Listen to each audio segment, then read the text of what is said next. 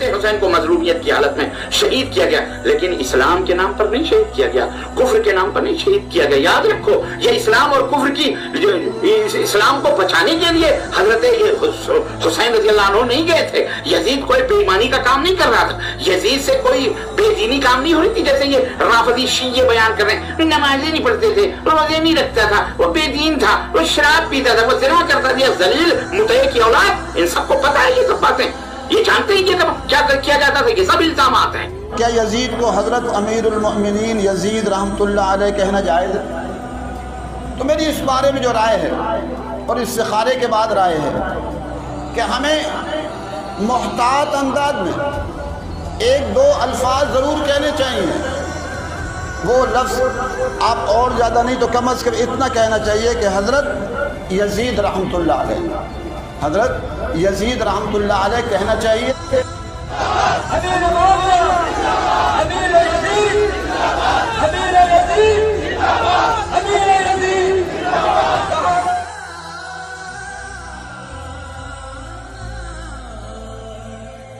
امام احمد بن حنبل کے شاگرد ابن یحییٰ کہتے ہیں کہ ہم نے یزید کے متعلق امام احمد سے پوچھا تو امام احمد نے کہا کہ مدینے میں جو ہوا وہ اسی کا تو کیا کرایا ہے۔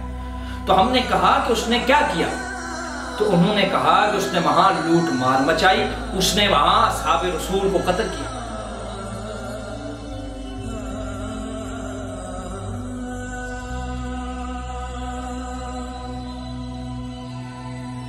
یحییٰ کہتے ہیں ہم نے پھر پوچھا کہ کیا یزید سے کوئی روایت لی جا سکتی ہے؟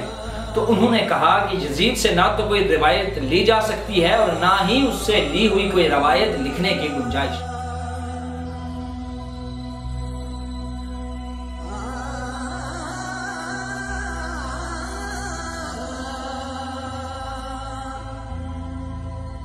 یحییٰ کہتے ہیں کہ ہم نے پوچھا کہ یزید نے جب یہ معاملہ کیا تو اس کے ساتھ کون لوگ تھے؟ تو انہوں نے کہا کہ اس کے ساتھ اہل شام تھے۔ تو ابن یحییٰ نے کہا کہ اہل مصر؟ تو انہوں نے کہا اہل مصر تو حضرت عثمان کے قتل میں ملوث تھے۔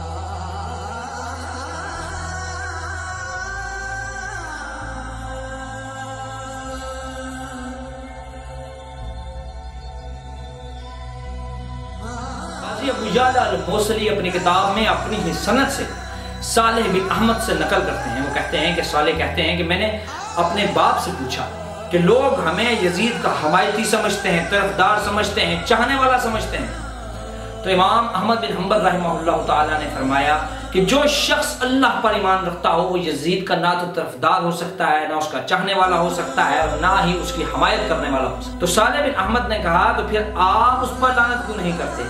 تو احمد بن حنبل فرماتے ہیں کہ میرے بیٹے، تم نے مجھے کس پر لعنت کرتے دیکھا ہے؟ کیا میں کسی پر بھی لعنت کرتا ہوں؟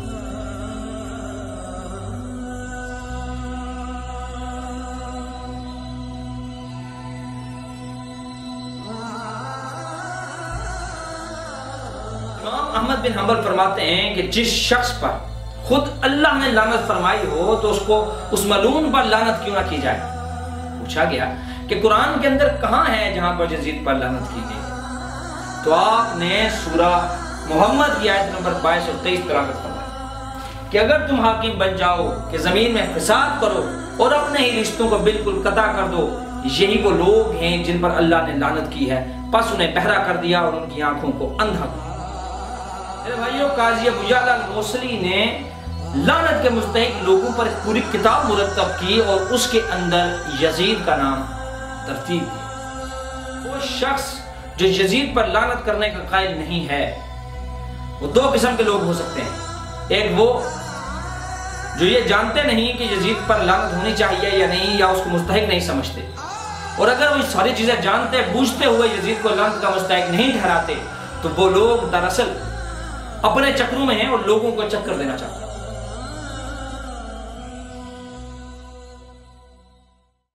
میرے بھائیوں، اکثر کم علم، جاہل اور کچھ ذہن لوگ یزید کی حمایت اور اس کو بچانے کے لیے یہ استفسار پیش کرتے ہیں کہ یزید پر لعنت نہ کرو کیونکہ مومن کبھی بھی لعنت کرنے والا نہیں ہوتا۔ میرے بھائیوں، یہ آدھی بات ہے۔ پوری بات یہ ہے کہ جو شخص لعنت کا مستحق نہ ہو، ایسے شخص پر لعنت کرنا مسلمان کو زیب نہیں دیتا، مومن کو زیب نہیں دیتا، لیکن ایک ایسا شخص جس کے اوپر اتنے بڑے بڑے مقدمے کھڑے ہیں، جس کے اوپر یہ معاملہ بنا ہو کہ اس نے حضرت امام حسین کو، اہل بیت کو شہید کیا، مدینے پر حملہ کیا، مکے پہ سنگریزی کی، ایسے شخص کے اوپر جس کے اوپر ائمہ کی ایک بڑی جماعت اس کو کافر مانتی ہے، منافق مانتی ہے، اسی بنیاد کے اوپر، تو ایسے شخص پر لعنت کرنا کیوں جائز نہیں؟ یہ ایک ایسا سوال ہے جو ہم ہر اس شخص سے پوچھتے ہیں جو یزید کی حمایت میں نکل آتا ہے۔ ایسے معاملات میں لوگوں کو حدیثیں بہت یاد آتی ہیں، لیکن کیا یہ دوسری احادیث کو بھول جاتے ہیں؟ امام ابن الجوزی نے جب اپنی یہ کتاب تصنیف فرمائی تو آپ نے فرمایا کہ احادیث مبارکہ میں جہاں جہاں پر لعنت کرنے کا حکم آیا ہے یا ایسے لوگوں پر لعنت فرمائی گئی ہے، وہ سارے کام ملا بھی دیے جائیں تو وہ یزید کے کرتوتوں کے سامنے کچھ بھی نہیں ہے، اور ان تمام کاموں پر اللہ کے رسول نے لعنت فرمائی۔ میں آپ کو مثال دیے دیتا ہوں، ایسے لوگ جو ٹیٹو بنواتے ہوں یا ایسی عورتیں جو ٹیٹو بناتی ہوں، ایسے لوگوں پر اللہ کے رسول نے لعنت فرمائی ہے۔ چہرے کے بال اکھاڑنے والی عورتوں پر اللہ کے رسول نے لعنت فرمائی ہے۔ دانتوں میں فاصلہ بنوانے والی عورتوں کے اوپر اللہ کے رسول نے لعنت فرمائی ہے۔ ایسی عورتیں جو مرد کی مشابہت اختیار کریں، ان کے اوپر اللہ کے رسول نے لعنت فرمائی ہے۔ ایسے مرد جو عورتوں کی مشابہت اختیار کریں، ان پر لعنت فرمائی ہے۔ سود کھانے والے پر، سود کھلانے والے پر، تصویر بنانے والے پر، مجسمہ سازی کرنے والے پر، ماں باپ کو گالی دینے والے پر، غیر اللہ کے نام پر قربانی کرنے والے پر، زمین کی حدود میں رد و بدل کرنے والے پر، اندھے کو بھٹکانے والے پر، جانور سے بدفعلی کرنے والے پر، لواطت کا عمل کرنے والے پر، شراب پینے والے پر، پلانے والے پر، بیچنے والے پر، خریدنے والے پر، نچوڑنے والے پر، نچوڑوانے والے پر، اس کی کمائی کھانے والے پر اللہ کے رسول نے لعنت فرمائی ہے۔ میرے بھائیو، یزید کے گناہ ایسے ہیں کہ ان کے آگے یہ سارے لعین کام کچھ بھی نہیں۔ آپ نے اکثر لوگوں کو کہتا سنا ہوگا کہ فلانا تے شے کوئی نہیں۔ اسی طرح یزید کے کاموں کے آگے یہ سارے کام تو شے کوئی نہیں۔ جب ایسے کبھی کام کرنے والوں پر اللہ کی لعنت ہے تو پھر یزید کے اوپر کس حد درجے کی لعنت اللہ سبحانہ و تعالیٰ کی طرف سے وارد ہوئی ہوگی، اس کا اندازہ کرنا بھی مشکل۔ اب بہت سے لوگ میری اس ویڈیو کے آغاز سے لے کر ابھی تک مجھے یا تو جذباتی کہہ رہے ہوں گے یا متشدد سمجھ رہے ہوں گے، تو ہم 4 قدم پیچھے آتے ہیں اور یہ سمجھنے کی کوشش کرتے ہیں کہ ہم اتنے جذباتی کیوں ہو رہے ہیں، ہم اتنے غصے میں آگے بات کیوں کر رہے ہیں۔ یہ سلسلہ شروع ہوتا ہے سنہ 56 ہجری میں، جب حضرت امیر معاویہ رضی اللہ تعالیٰ عنہ کے دور میں یزید کی بیعت کا آغاز ہوا اور یہ کام جناب مغیرہ ابن شعبہ رضی اللہ تعالیٰ عنہ کے سپرد کیا۔ جب آپ تاریخ کی کتابیں کھولتے ہیں تو آپ کو معلوم ہوتا ہے کہ امیر معاویہ رضی اللہ تعالیٰ عنہ کی ہاتھ سے لکھی ایک تحریر بھی ملتی ہے، جس کے اندر وہ یہ ذکر کرتے ہیں کہ ان کے بعد اگر کوئی ولی عہد ہونا چاہیے تو وہ یزید ہے۔ جب یزید کی ولی عہدی کا مسئلہ نکلا تو 5 لوگ ایسے تھے جنہوں نے بیعت کرنے سے انکار کر دیا۔ وہ 5 لوگ کون تھے؟ تو ان میں سب سے پہلا نام جو ہے وہ ہے عبد الرحمن ابن ابی بکر، جو کہ بیٹے ہیں حضرت ابو بکر صدیق رضی اللہ تعالیٰ عنہ۔ اس کے بعد دوسرا نام ہے عبداللہ ابن زبیر کا، جو کہ حضرت زبیر اور بی بی اسما رضی اللہ تعالیٰ عنہ کے صاحبزادے ہیں۔ اس کے بعد تیسرا نام عبداللہ ابن عباس ہے، اور عبداللہ ابن عباس کے نام سے کون واقف نہیں۔ چوتھا نام عبداللہ ابن عمر کا ہے، اور 5واں نام حسین ابن علی کا۔ یہ وہ 5 لوگ تھے جنہوں نے حضرت امیر معاویہ رضی اللہ تعالیٰ عنہ کی زندگی میں ہی یزید کی بیعت سے انکار کر دیا۔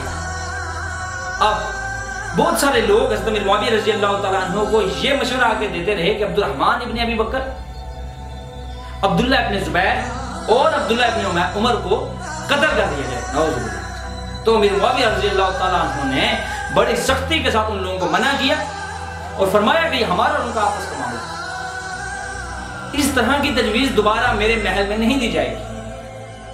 اب حضرت امیر معاویہ رضی اللہ تعالیٰ عنہ کے مرض کے دن شروع ہوتے ہیں اور وہ آخری علالت پر پہنچتے ہیں، تو وہ ایک وصیت تحریر کرواتے ہیں اور اپنے بیٹے کو مخاطب کر کے کہتے ہیں کہ اے میرے بیٹے، میں نے تمہارے لیے خلافت کے تمام راستے درست کر دیے ہیں، ہموار کر دیے ہیں۔ اب تمہیں خدشہ صرف 4 لوگوں سے، عبد الرحمن ابن ابی بکر، عبداللہ ابن عمر، عبداللہ ابن زبیر اور حسین ابن علی۔ حضرت عبد الرحمن اور عبداللہ ابن عمر یہ دونوں عابد انسان ہیں اور اپنے نماز اور روزے میں لگے رہتے ہیں، اور ان کے دنیاوی مشاغل بھی بہت زیادہ ہیں۔ اس لیے ان سے تمہیں کوئی خدشہ نہیں ہے، جب تمام لوگ بیعت کر لیں گے تو یہ دونوں بھی بیعت کر لیں گے۔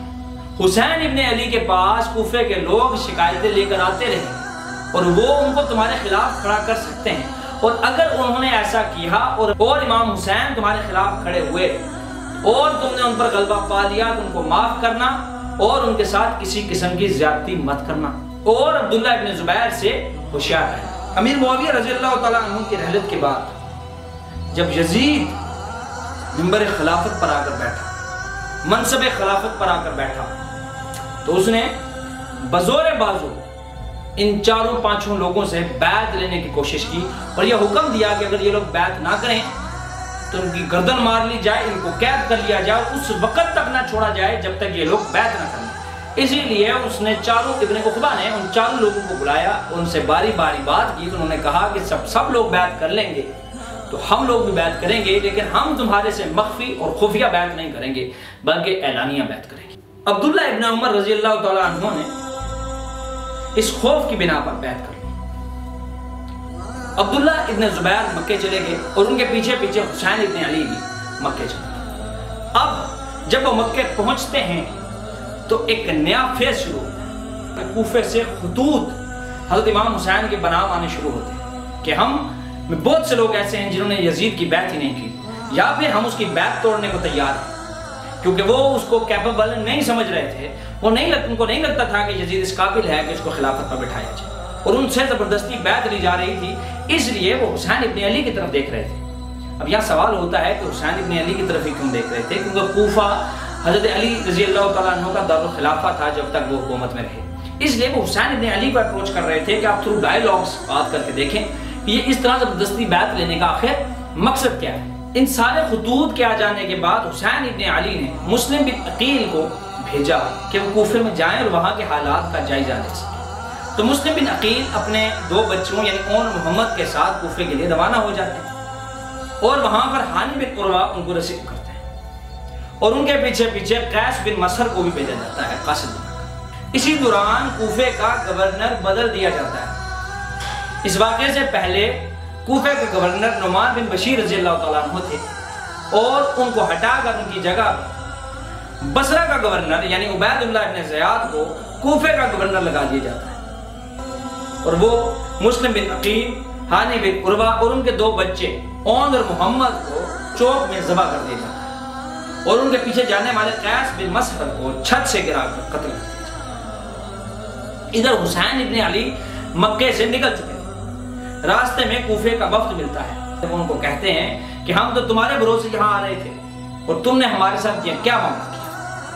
تم نے آگے سے کہا کہ ہمیں اس کے بارے میں کچھ علم نہیں ہے، لیکن حسین ابن علی نے اپنے کربلا کا سفر جاری رکھا۔ ادھر عبید اللہ ابن زیاد کو اس بات کا علم ہوا تو اس نے عمر ابن سعد کو بھیجا تاکہ وہ حسین کو کربلا میں ہی روک۔ عبید اللہ ابن زیاد کی فوج نے حسین ابن علی کو کربلا میں روک لیا اور ان کو گھیرنے کے بعد ایک دعوتی پیغام بھیجا کہ اگر وہ یزید کے ہاتھ پر بیعت کر لیں تو ان کو چھوڑ دیا جائے گا۔ تو حسین ابن علی نے یزید کے ہاتھ پر بیعت کرنے کو ایک عجیب و غریب فرمائش کا نام دیا اور اس بیعت کو کرنے سے انکار کیا۔ اس سارے معاملے میں جب حسین کو گھیر لیا گیا ہے، اسی دوران 9 محرم کی رات کو جب اس بات کا اندازہ ہو جاتا ہے کہ یہ لوگ اب حسین ابن علی اور ان کے گھر والوں کو قتل کیے بغیر واپس نہیں جانا چاہتے، تو 9 محرم کی رات کو حسین ابن علی نے ساری بتیاں بجھا دی اور کہا کہ جو شخص یہاں سے جانا چاہتا ہے وہ جا سکتا ہے، لیکن یہ مسافرین حق نے حسین ابن علی کا ساتھ دینا زیادہ ضروری سمجھا۔ اس کوفی اور شامی لشکر جو 4 طرف سے حسین ابن علی اور ان کے گھر والوں کو گھیر رکھا تھا، یہ نام نہاد مرد جنہوں نے معصوم بچوں، عورتوں، بوڑھوں کو اپنی تلوار کی زور پر گھٹنے ٹیکنے کے لیے ان کو چاروں طرف سے گھیر لیا تھا، ان کے پاس آخری حربہ یہی تھا کہ ان کی سپلائز کو روک دیا جائے، تو انہوں نے امام حسین کے لیے پانی کی رسائی کو ختم کر دیا تاکہ یہ لوگ پیاس سے بلکتے رہیں، یہ بچے پیاس سے بلکتے رہیں۔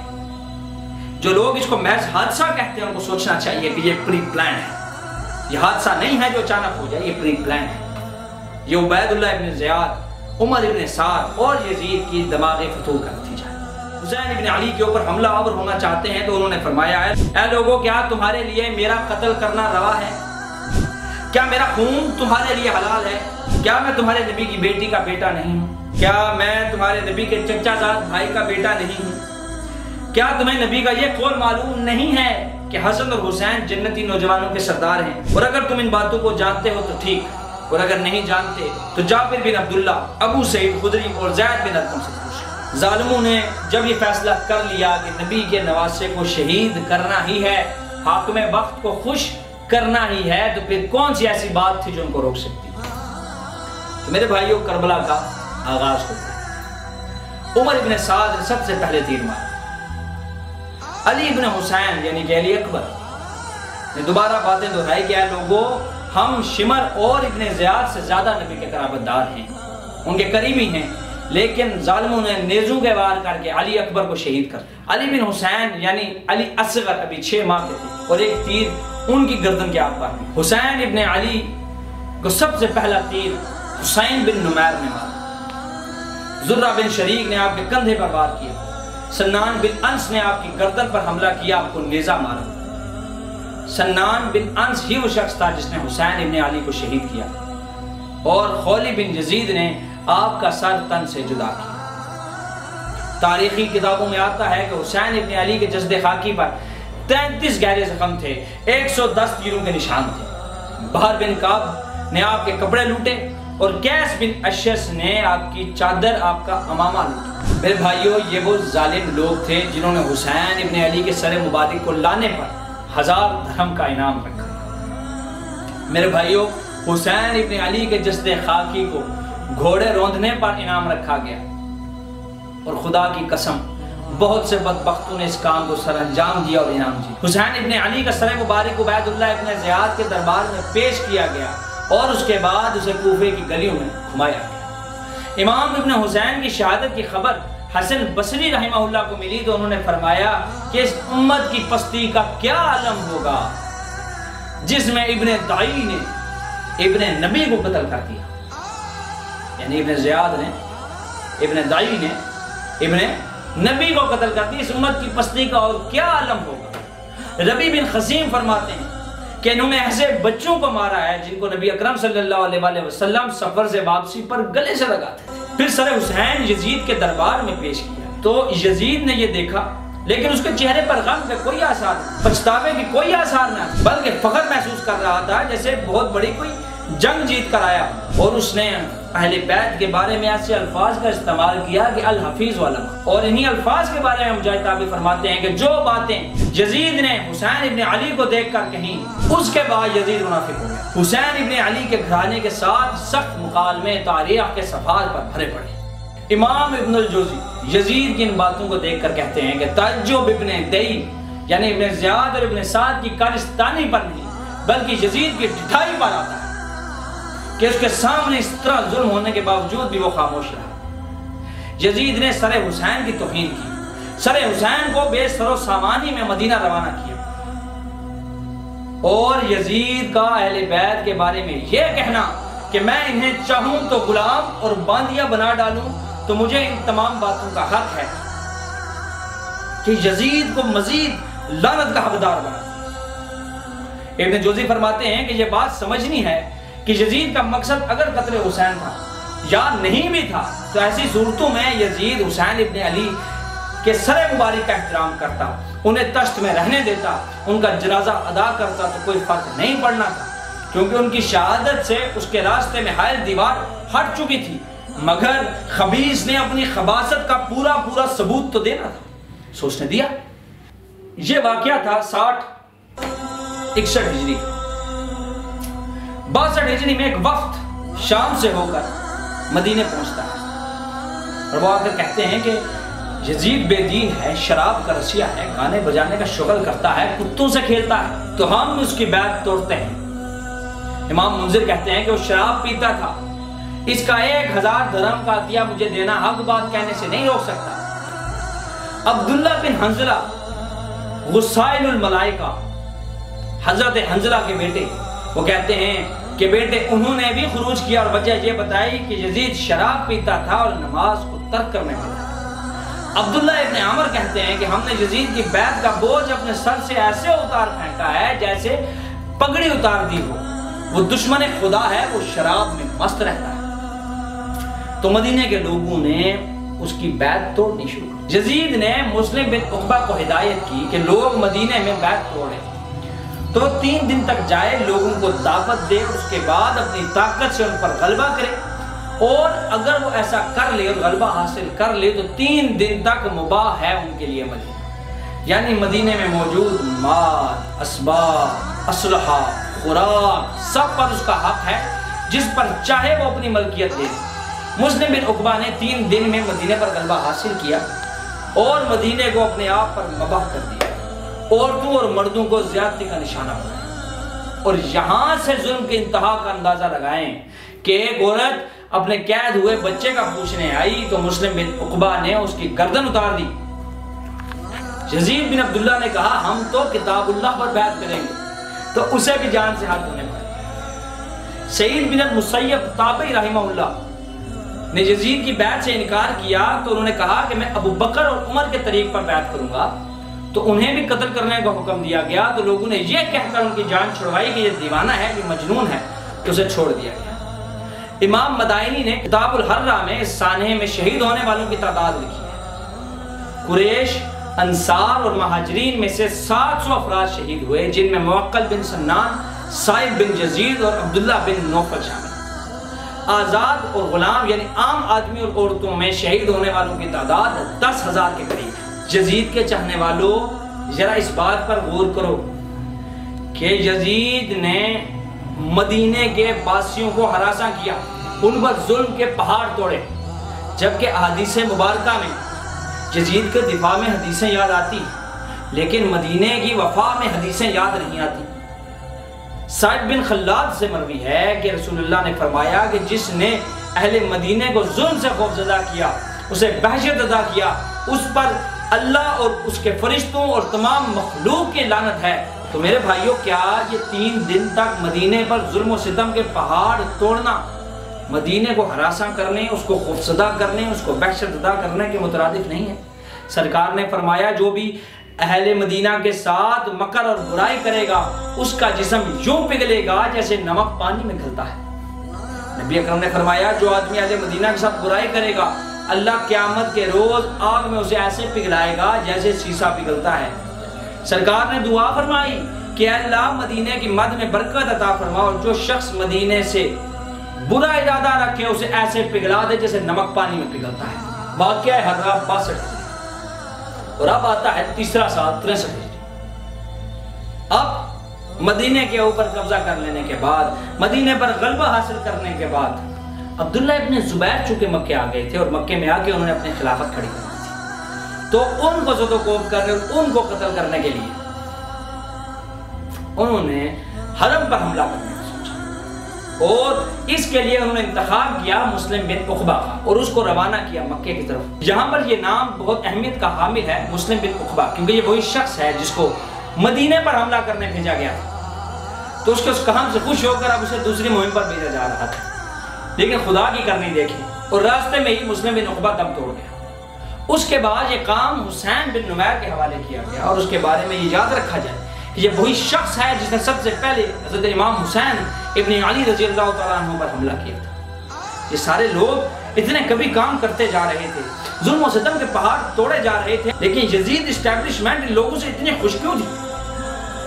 کیونکہ یہ ان کی مرضی کے کام کر رہے تھے، ان کی مرضیاں اس کے اندر شامل تھی۔ حسین بن نمیر جو حسین ابن علی کے قتل میں شامل تھا، اب وہ مکے پر حملہ کرنے جا رہا۔ 64 دن تک عبداللہ ابن زبیر کے اوپر حملہ کرتے رہے، جن کو ابن حجر اسقلانی نے 12 خلفاء والی حدیث میں شامل کیا، اور 3 ربیع الاول کو منجیقوں سے کعبے پر حملہ کر کے کعبے کے غلاف کو آگا۔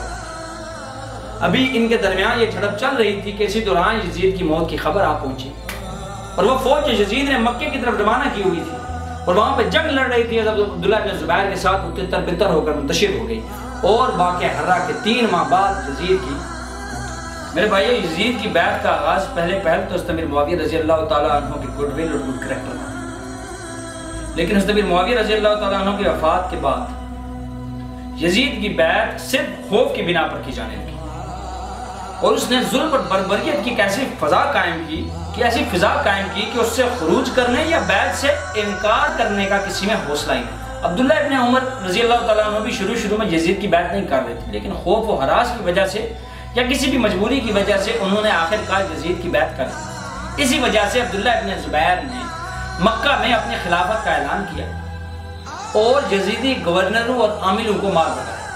میرے بھائیوں، یہاں پر اکثر لوگ آپ کو امیر کے اطاعت کا پارٹ بھی پڑھاتے ملے۔ تو امیر کون سا؟ وہ امیر جو لوگوں کو قتل کرے، وہ امیر جو لوگوں کا مال لوٹے، وہ امیر جو بچوں اور عورتوں کی تمیز کیے بغیر ان کو قتل کرے، یا وہ امیر جو خود کو قرآن اور حدیث کا پابند اور اس کا دل خوف خدا سے لگ رہے، اس امیر کے اطاعت کا۔ ایسے باطل امیروں کی اطاعت کا حکم نہیں ہے جو زبردستی کسی کے سر پر مسلط کر دیے جائے۔ حقیقت کی بات اور حق کی بات کرنی چاہیے۔ ان احباب کو دیکھنا چاہیے کہ رسول اللہ صلی اللہ علیہ وآلہ وسلم جن کے مخلوقات پر سب سے زیادہ احسانات ہیں، حقوق ہیں، جن کے بارے میں قرآن میں آتا ہے قُلْ لَا أَسْأَلُكُمْ عَلَيْهِ أَجْرًا إِلَّا الْمُوَدَّةَ فِي الْقُرْبَى، میں تم سے کچھ نہیں مانگتا سوائے اس کے کہ میرے قرابت داروں سے محبت کی جائے۔ ان کے بارے میں ایسی بات۔ تو حاصل کلام یہ کہ یزید کے متعلق 3 قسم کی آراء پائی جاتی ہیں۔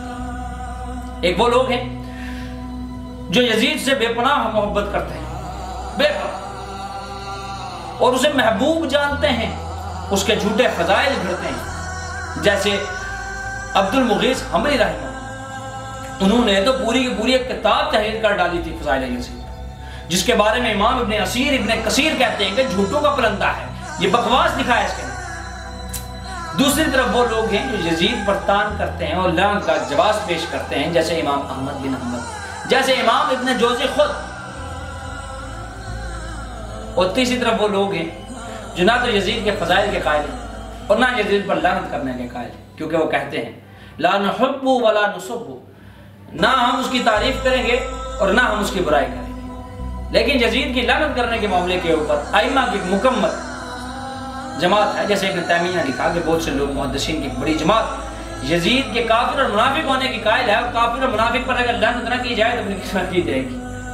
ٹھیک ہے، تو میرے بھائیو، آج کا یہ سارا مقدمہ اس لیے تھا کہ یزید کے کارناموں کو ایکسپوز کیا جائے۔ دعاؤں میں یاد رکھیے کہ اللہ آپ پر ہمارا ہمیں ناصر ہو۔ السلام علیکم ورحمۃ اللہ وبرکاتہ۔